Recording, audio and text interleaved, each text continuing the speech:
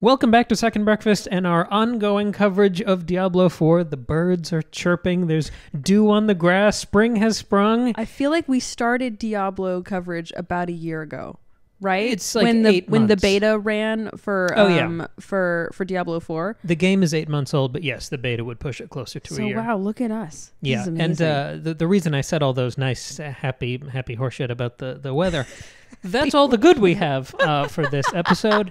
No, So don't make it this sound like is- we're gonna bash this. No, we're not, and that's what I want to preface it with. So we're Great. talking about Season 3, Season of the Construct. We have been talking about this game for 8 months. We have devoted, 10 or 12 hours of our lives to discussing this game. We care about this game. We care about this series very much.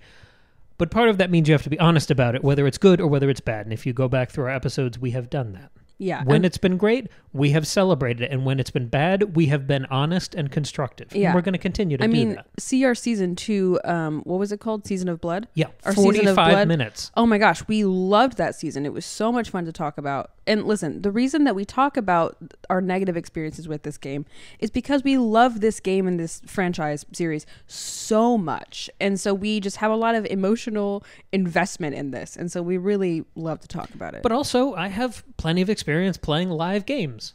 Right. And I think that brings an interesting flavor to the table. I mean, the thing that we're not going to talk about in this episode is how much I love Helldivers 2. But that's doing a much better job at this whole thing. Yeah, right. And I think also, like, for me, when I first started playing Diablo, that was like the only game I had played, like, genuinely. And so now that my gaming experience has expanded so much, like, now I feel like I have a different perspective talking about this game. So things are always evolving and changing, and it's fun to talk about. With that said, this is absolutely the lowest point for Diablo 4 so far. My God. I think for both of us. I Yeah. know community sentiment is a little up and down. I know that the team came in with some quick patches and changed some of the things that no one liked about the season. Yeah. So props to them for being reactive. Sure, they've always been that way, like, throughout this whole game release. So. And the bigger the team, the slower the ship is to move and turn and react. yeah. Helldivers can be much more proactive on its feet because it is a small, lean machine. Oh, nice. So okay. I think props to the Diablo 4 team for at least being reactive with patches. Sure. Okay. That being said, I went back through our coverage. The Act 4 episode for the main campaign Yeah. was our previous low I point. was gonna say I remember that was like the worst part of the game for us. This is worse than that. So It we're sure gonna was, talk partner. about, just to signpost a little, we're going to talk about the campaign, we're going to do a little class update, and then we're going to do wrap-up questions. Okay, But that awesome. little intro we just did was the state of the game, which we felt we had to do at the beginning this time instead of the end because it was the elephant in the room. Sure. Okay, so the campaign. Somehow it was, and I'm reading the notes here, but these are things Maggie and I both talked about. Yes, for sure. So props to you, of course. Oh, thank you. The campaign, maybe 3 hours, is somehow both short and slow. Yes. We beat it in 3 sessions, and it didn't feel like it was ramping up to the end. We just sort of, We were like, I think this might be the end. Oh, yeah, it's the end. it just kind of petered out at the end. But it was, I mean, a short campaign can be great. Yeah. It's not inherently bad. Yeah, it doesn't because have to it's be shorter. a long, like, it's not a full expansion. It's just, it's a season. So, yeah, sure, that's fine. Do some fetch quests, fight a mini boss, couple more fetch quests, summon the boss, kill the boss. Mm-hmm. There were maybe 2 or 3 interesting environmental shots Yeah. that you and I had an audible reaction to. And, ooh, Yeah. when something was pretty. Especially right at the end. We're like, oh, this is cool. Oh, it's over. And the last boss was fun. Like that last 5 minutes walking up to where the boss room was. was that Malphus? Yeah. Yeah, that was cool. That part was good. Yeah. But overall, and I think we both kind of came to this independently, this campaign felt far more padded than any of the previous content in the Yeah, game. There was an yeah. absurd amount of time because we record the footage so I can cut it up for the YouTube video. So much of the time we spent playing this seasonal campaign together was spent commuting. Yes, it was traveling. It was like you would go meet this, I forget the name of the character, this main guy you've been talking to. You go meet him somewhere, he like tells you what to do. You like go travel somewhere on the other side of the map and do the thing. And then as soon as you're done, you go back to talk to him and then you go somewhere else. And it was just like to like go grab one thing or touch one thing or like say one sentence to one person. It just felt like useless, meaningless travel. And at this point in the game, I'm only interested in fast traveling because I've explored the entire map, basically. Like, when you're first playing the game, you want to take the long way because you want to explore the world, you want to get XP, you want to level up, you want to, like, just, you know, have fun playing around. But in this, it was like, okay, fast travel as much as we can, and then, you know, sprint on our horses the rest of the way. And so all we were doing was traveling, and it was really not fun. And it felt inorganic, because something I really love is when additions to a game utilize a lot of the previous spaces. Yeah. Something that's bugged me about Destiny, and I'm bringing in these comparisons because I think it fleshes out some of the points we're making here. Every time there's a big Destiny expansion, like a paid thing that gives you a full new story campaign, it's always on a new planet. Oh, cool. And something I've always talked about and kind of, you know, slamming my head against the wall, I've always wanted them to do an expansion that only uses the existing planets. We're up to like 10 now. Yeah. And if we could go through all the different spots of that and tie in some of those vendors and locations together to deepen the existing worlds that I fell in love with in, you know, 2016 when that game came out, I would love that. Yeah. So I'm not disappointed that I had to keep bopping around familiar locations here. Right. It's that it felt inorganically spread out away from fast travel points to just pad out the runtime with that commuting. Yeah, it was like, why couldn't the guy just come with us? Why do I really need to talk to him and give him an update? Like, there's got to be a better, more seamless way to do this. It just didn't make a lot of sense. But the largest issue, I think, for both of us here is that the core concept and central art direction for this season were pretty dreadful. It was so lame. Season of the Construct. Do you want to talk about the word construct? Okay, so construct is referring to boring robots. Yes, right. Take it away. Well, right before we started recording, I said, this sounds like the title of a graduate seminar and like a bullshit like humanities. Whoa, I was going to say, no. Some of us have advanced humanities degrees. I was going to say, let me explain. Cam and I both have graduate degrees in the humanities, but we all, like, having had that experience, well, there's a lot of BS in that part of academia. So, like, that's what this sounded like to me. It's a terrible title. And then the construct itself, the concept itself is just a big, ugly robot that just follows you, and then you're also in these dungeons that are just boring. And, you know, a boring robot is what you want in a horror fantasy epic. That's what's really confusing me. I don't know why they went the sci-fi angle. Diablo but it wasn't even full has sci-fi. No, but like Diablo has always been like gothic fantasy. Right. Like that's what it's always been, like horror gothic fantasy. And then they were like, what if it was a robot? And like, there's a way to do almost an industrialized sci-fi like steampunk. Yes, you could do that, and I mean that would be like kind of millennial cringe in a way that we would both secretly enjoy. But it's not just that; it's that the gameplay and the way that you deploy some of these aesthetics within the season revolves around copy-paste dungeons and traps. That was the extension of the robot thing, was having these all of these mechanisms and mechanicals that were traps that you had to dodge around or dodge through, that were shooting at you, that were spinning blades. Yeah, but which sounds cool, but it wasn't. And why wasn't it fun in practice? I don't know. I think it was just like annoying. Like it wasn't complex enough to be a cool puzzle. You know me, I love a puzzle. I love a boss fight where you have to like identify patterns and like get your timings right. Like I find that challenge really fun and exciting. I always have. But you made the good point, Cam, that Diablo's not supposed to be a puzzle game. Like that's not really what it is either. And so it was just this sort of, it felt to me like half-assed. Here's some spikes that sometimes come up and damage you a lot, so make sure you move. It was like, okay, cool. There wasn't a combat element to it. No. And the traversal isn't strong enough to support almost the platforming that would be required for navigating traps in a compelling way. Right. Or like we could have like had to figure out how to disarm the trap, or, oh, I realize now if I go to this area over here and I defeat, you know, if I destroy this tower and this tower in the right order, then the trap will be disarmed and then I can survive and get to the thing I need to get to. But it was just like, what if we made the dungeons a little more annoying? And that's really how it felt. And it was... And redundant, because it was the same dungeon design. It over and over. I mean, like, that's kind of been a problem with Diablo 4 since the get-go, but at least, like, the designs and the layout and the art style changed depending on where you were. But it was just the same, like, multiple rooms with these little trap things, and you have to go grab this thing and put it in this thing to open another door. In terms of aesthetics and gameplay, I think the whole thing felt sort of uninspired and out of place. But in practice, it was also just, I mean, this is two of us pulling our brain power.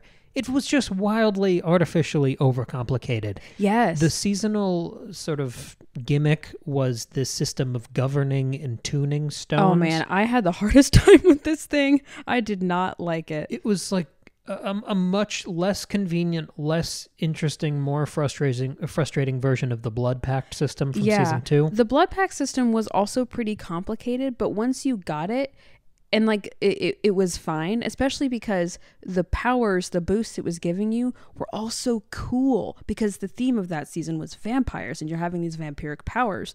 And so it was really, really cool and fun to play around and like sort of set up those boosts for your character. And I really enjoyed that. I mean, after, I don't know, about 30-45% of the way into playing this season, I just kind of stopped paying attention to the stones. I was like, okay, I kind of set some up, I think. I don't really understand how, and I'm not really noticing a big difference. I'm not going to mess with it anymore. And I just stopped interacting with that aspect of the season. Yeah, it's just not compelling, and it doesn't give you any tangible sense of progression or power. No, not at all. It was really disappointing. Once you finish the main campaign, you then get a couple little side quests that go into a couple of the endgame activities. And that involved like a tutorial pop-up that was telling you how to navigate half a dozen endgame currency exchanges you would need to do the same boring dungeons that you just go find through. Zoltan Kuhl's journals. Like, okay. Yeah. And the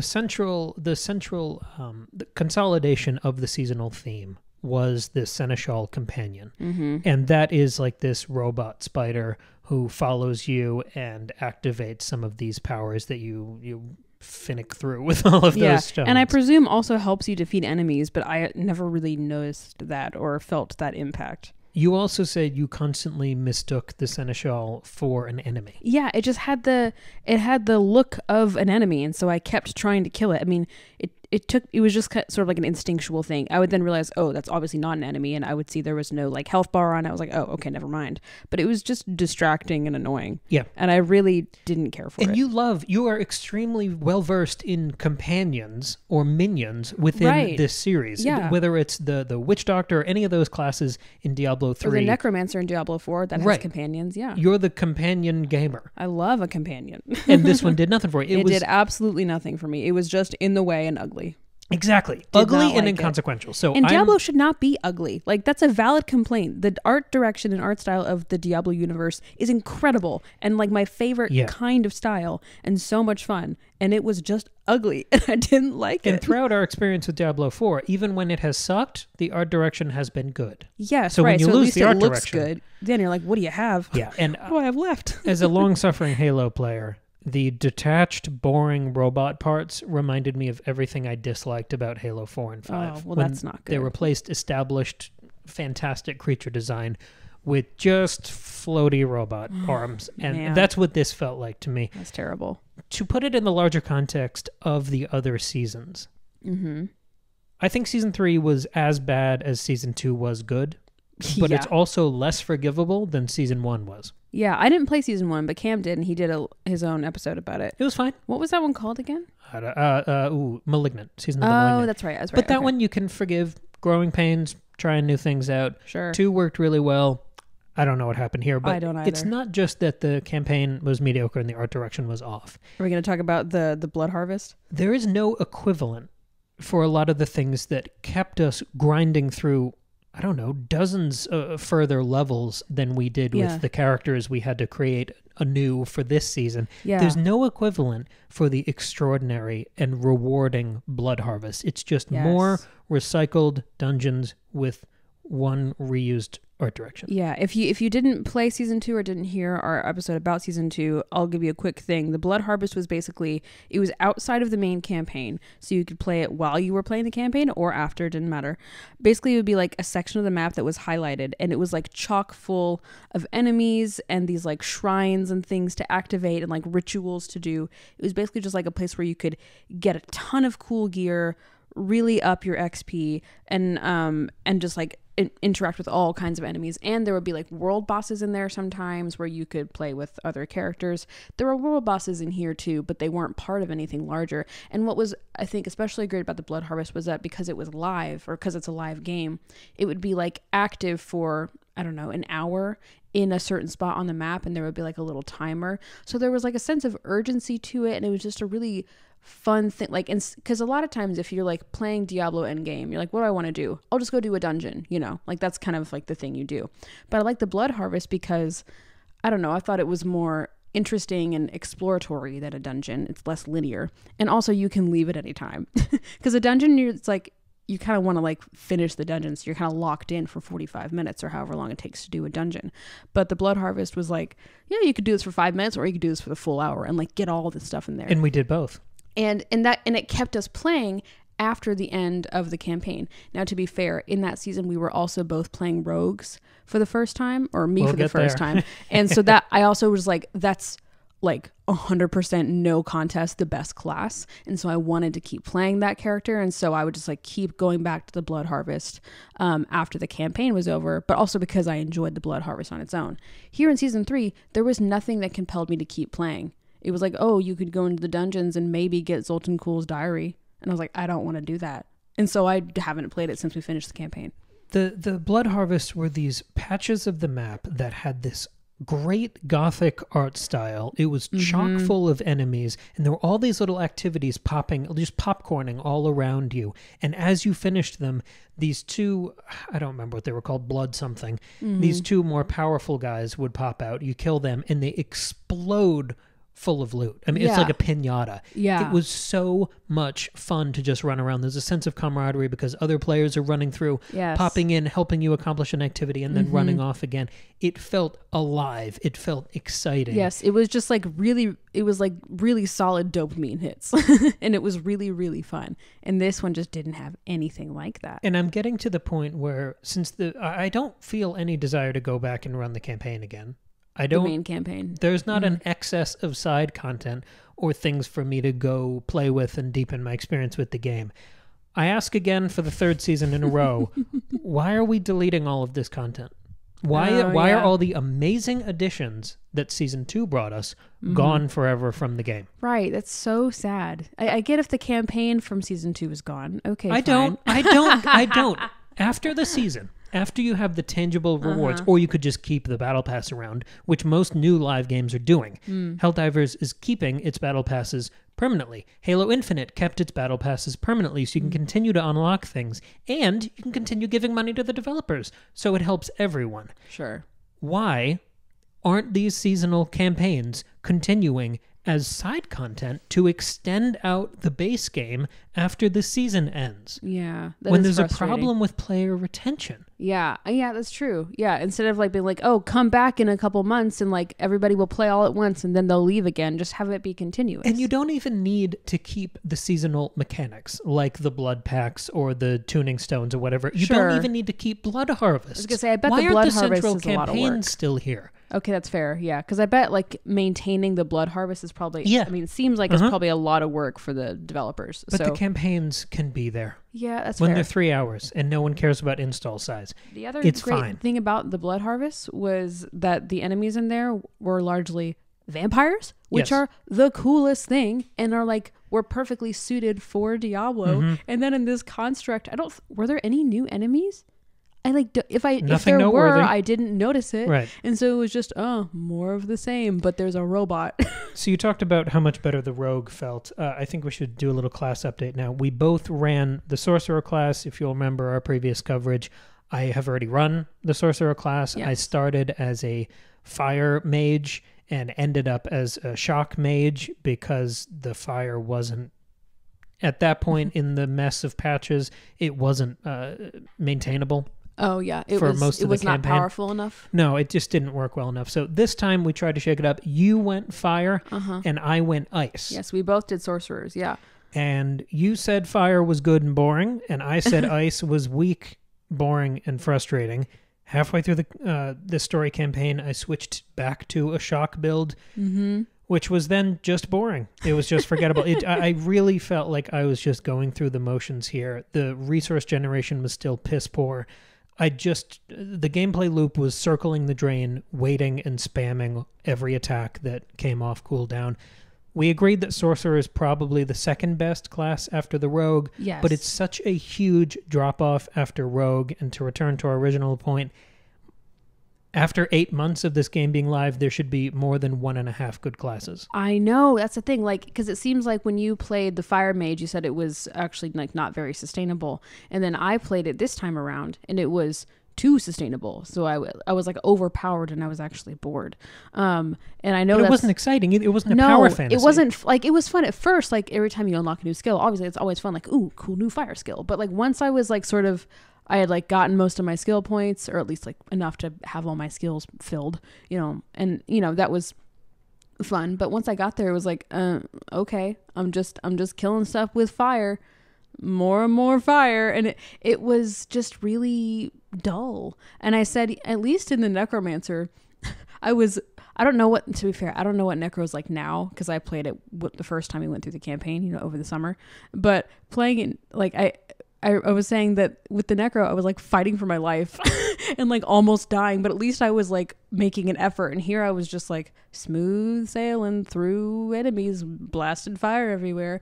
It was just really dull and disappointing. I mean, I like the idea of a sorcerer. It's very cool. And I like that skill where you like cast the thing and the big snake comes out and pulls them all together. That was always fun. I did enjoy that. But for the most part, it was dull. And I could tell, were not having a good time. Also, I was leveling up faster than you, which never happens, dear reader. Cam always levels up. That's not why I didn't like it. No, but I'm saying like it's interesting that like Cam always levels up faster than me anytime we're playing anything together, just because he's a more experienced gamer. And that's just always what happens. That I'm always like a half step behind Cam. I was going faster than Cam, and so I was like, okay, these classes are not built correctly. Like something is way off, and it was not good. Yeah, I didn't have a good time. Yep. So a couple wrap-up questions to tie this one up with a bow. 3 seasons in. I know we have the expansion coming towards the end of this year, which looks fun. Vessel of Hatred, I think it's called. Oh, cool. That does look interesting. That's furthering the main campaign. I have high hopes for that. Mm-hmm. I do too. I have pretty high expectations for that. As for the seasons, is it time to throw in the towel?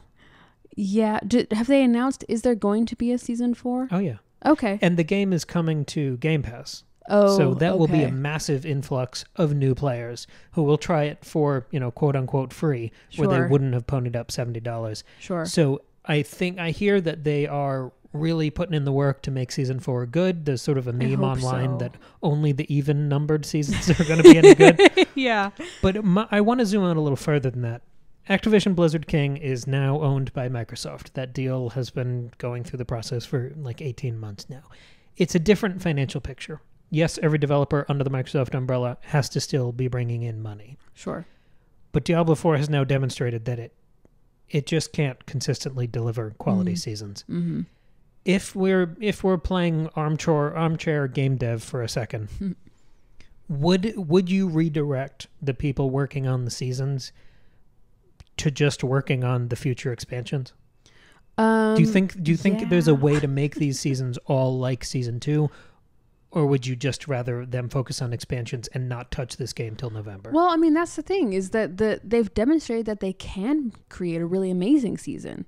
And so I would say like, hey, like let's take what we learned from the success of season 2 and the failures of season 3, and let's make a really good season for season 4 and anything that comes after that. I think that, I mean, I don't know what it's like in this world, to be fair. I don't work in this industry, but I kind of feel like the seasons are a great way to like test things out and like experiment a little bit, because it is temporary and it's for people who have already bought the game, or I guess hoping more people will buy it as well. But I think they should just learn from what they did in season 2 and try to make it better. Like I like that they do seasons. I like that I have a reason to come back to this game before the expansion. Like I wouldn't, if it hadn't been for the seasons, I might have played through the campaign one more time with Rogue at some point between when we finished the campaign the first time and now. But otherwise, I wouldn't have played it nearly as much as I have. It's because of the seasons that make me come back. But 2 out of 3 of those seasons have, for me, soured my impression of the game. Yeah. Right. I would say maybe spend more time on fewer seasons that last longer, that are really, really good. I think that's what I would say. And that's what Destiny's doing now. They're moving away from the traditional seasonal structure into things called episodes, where there's going to be like 3 of them a year and they're going to last 4 months. That's way better than how long do these seasons last? A month or 2? Not that long. Yeah. So like I would rather, quality over quantity for sure. Because I could absolutely make the case in a world that is so full of great games that no one can possibly play them all. Even if you get them for free, like you hear reviewers and things on podcasts, and there are just too many great games. I would rather all of these people work on the expansions and make them larger and make them faster than trying to make Diablo a live game where I don't think it needs to be. I think you could still test things out and get feedback again by running betas, which they've proven they have the infrastructure to do. Yes, maybe that's the better move. Yeah. I know they're going to charge us too much for Vessel of Hatred. I'd rather they have spent all of this time and manpower of these 3 seasons. Yeah, that's Imagine fair. if you rolled, if you expanded everything from season 2 into a vampire-themed expansion. Awesome. That would be so cool. If you took all of that effort of these 3 seasons and focused it into a Season of Blood style expansion. Yeah, okay. That was in the game permanently. I think that would be better. I don't true. think this needs to be a live game. I don't think it's sustainable as a live game. That's fair. Yeah. And I don't know how many expansions we're going to do here. I don't know what the roadmap is, because remember around the time D4 came out and they kept saying, you're not going to have to wait 11 years for the next Diablo game. Mm-hmm. Like, really? How many expansions are they going to do? Never mind how many seasons are they going to do. Yeah. I think I want to have faith in Microsoft that they can commission games that are more pure than maybe some of the heartless, terrible, failure, catastrophe live games that come out on their own. There's a world in which Microsoft lets Diablo just be one and done complete games that come out at a faster clip. Yeah, instead Even of if they're doing all these smaller. expansions and stuff. Yeah. Even if they're smaller, there's a world in which that could work, and you could have all of these people making a Diablo 5. Right. Well, and that feels like sort of what games used to be like 10, 15 years ago. And I really liked that. I would, and I it know was simpler. I know there are economic realities that I'm sort of pushing to the side here. Sure. But just to put it on the record, I would prefer complete smaller games than half-assed live games. Yeah, that constantly have to be updated and patched. And then here's a season that we're slapping on top of it so that you won't notice how much this game actually sucks. A Diablo 5 that was just a 15 or 20 hour campaign, or I don't know, 10 to 15. Here, do that. Sure. That was just that instead of any of this live content. I would prefer that. Yeah. And then maybe you do like one expansion, like a year later, that has like a new class and a new act, like they did in Diablo 3.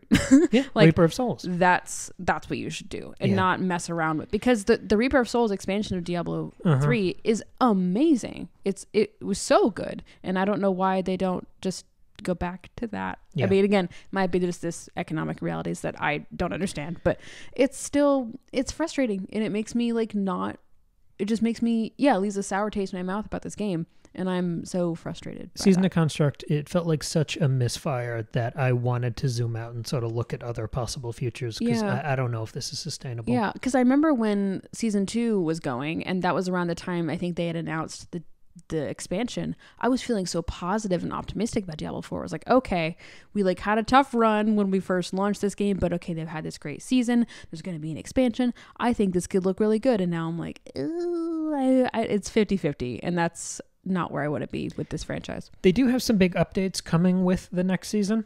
Okay. I think they're trying to time a lot of it around that Game Pass integration, because it's going to be a lot of new players, which means the potential for a lot of great word of mouth. Sure. They're fixing some of the loot system. I know they have a bigger season planned, more ambition, so maybe we're singing a different song with the next season, but our main complaint for the last 8 or 10 months that we've been talking about this game is the wild inconsistency of it. Yeah. Whether it's the extreme patch dependence, whether it's just the inconsistency of the base game or now the seasonal content. Or the like imbalance of classes and enemies and leveling, and that's all been really difficult. So up and down. Yeah. Frustrating. Well, what did you think of Season of the Construct? If you liked it, I'd love to hear why, because maybe there's something that I missed. Maybe there's something that I should engage with that's actually really fun that we didn't know about.